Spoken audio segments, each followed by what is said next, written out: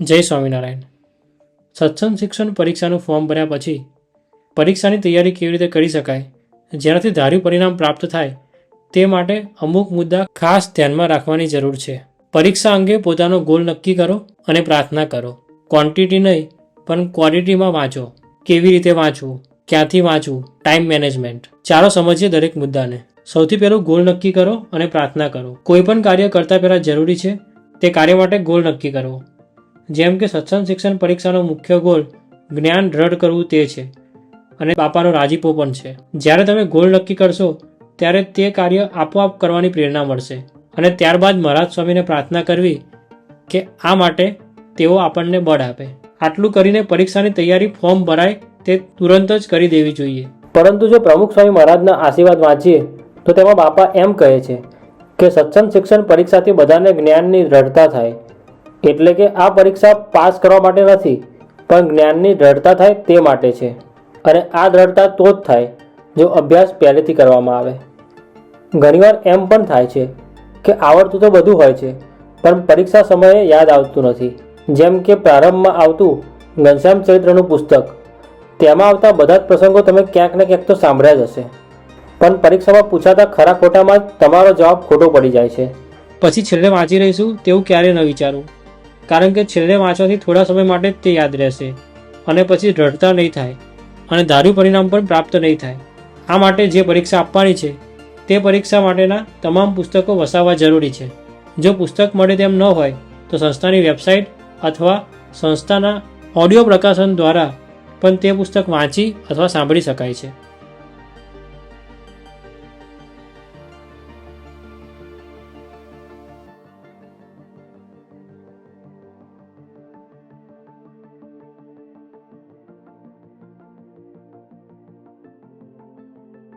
ઘણા હરિભક્તો પરીક્ષાના પુસ્તક વસાવીને સૌથી પહેલાં એ જોવે છે કે કયા પુસ્તકમાંથી કયા પ્રકારના પ્રશ્નો પૂછાય છે.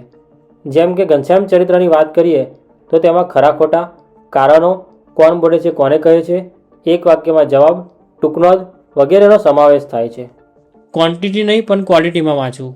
ઘણા સમયે ઘણા હરિભક્તો એવું નક્કી કરતા હોય છે કે હું રોજ 1 કલાક વાંચીશ. તેવું કરવાને બદલે હું રોજ 2 પ્રકરણ કે 4 પ્રકરણ વાંચીશ તેવું નક્કી કરવું જોઈએ, જેનાથી તે પ્રકરણ સારી રીતે તૈયાર કરી શકાય. કેવી રીતે વાંચવું?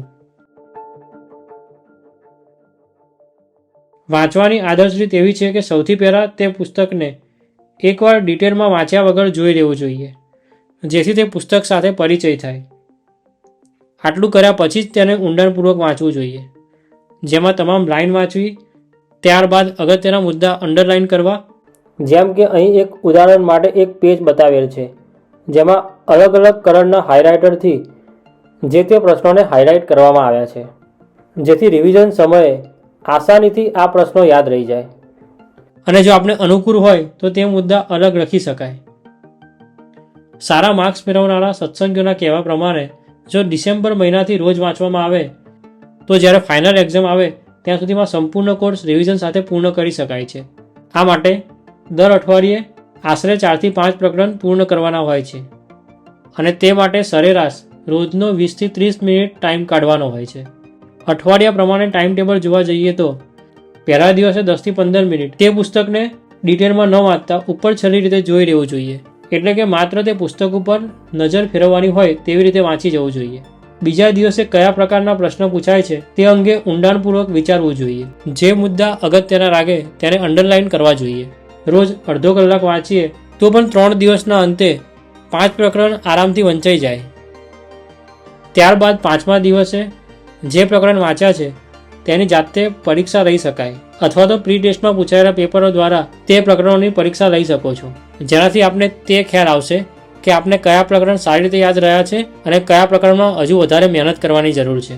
આપે જે પરીક્ષા આપી હશે તેના આધારે તમને ખ્યાલ તો આવી જ જશે કે મારે હજુ આ પ્રકરણમાં વધારે મહેનત કરવી પડશે. તે માટે તમારી જોડે હજુ બીજા 2 દિવસનો સમય છે. આ 2 દિવસ દરમિયાન જે ભૂલો થઈ છે તેને શોધીને વધુ ધ્યાનપૂર્વક વાંચી શકાય. આવી રીતે સંપૂર્ણ અઠવાડિયા દરમિયાન રોજ 20 થી 30 મિનિટનો સમય આપીને 4 થી 5 પ્રકરણ આરામથી મોઢે કરી શકાય છે. પછીના અઠવાડિયે અગાઉ જે વાંચ્યું હોય તેનું રિવિઝન કરીને બીજા 5 પ્રકરણની તૈયારી કરી શકો છો.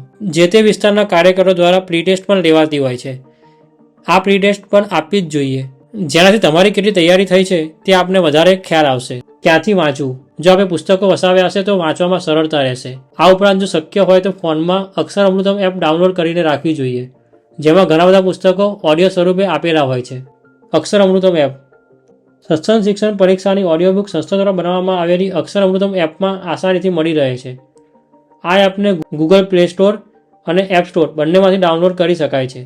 અક્ષર અમૃતમ એપમાં લોગિન કર્યા બાદ ઉપરના સર્ચ બારમાં જે બુક સાંભળવા માંગતા હો તે બુક આપ પ્લે કરી શકો છો.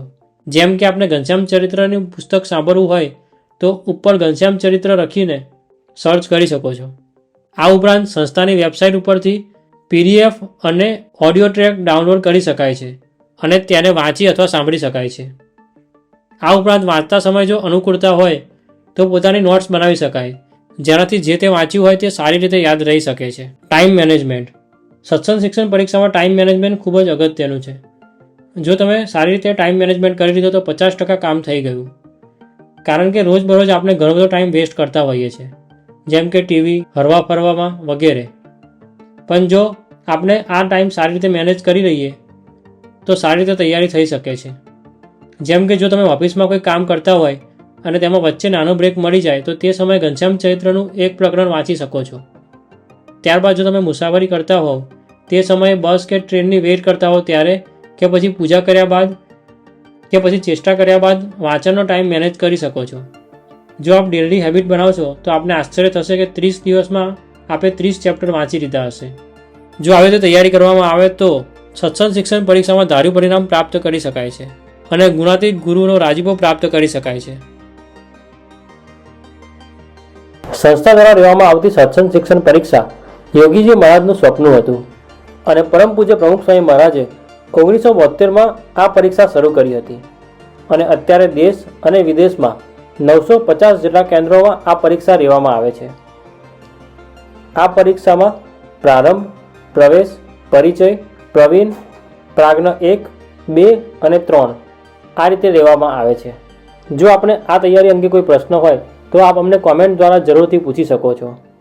આ ચેનલને સબસ્ક્રાઇબ કરવાનું ના ભૂલશો, કારણ કે આવનારા દિવસોમાં સત્સંગ શિક્ષણ પરીક્ષા માટે મદદરૂપ એવા વિડીયો આ ચેનલમાં અપલોડ કરવામાં આવશે અને પરીક્ષા સમયે આપ સારા માર્ક્સ મેળવી શકશો, તેમજ જ્ઞાન દ્રઢ કરીને સ્વામી બાપાનો વધુ રાજીપો પ્રાપ્ત કરી શકશો. જય સ્વામિનારાયણ.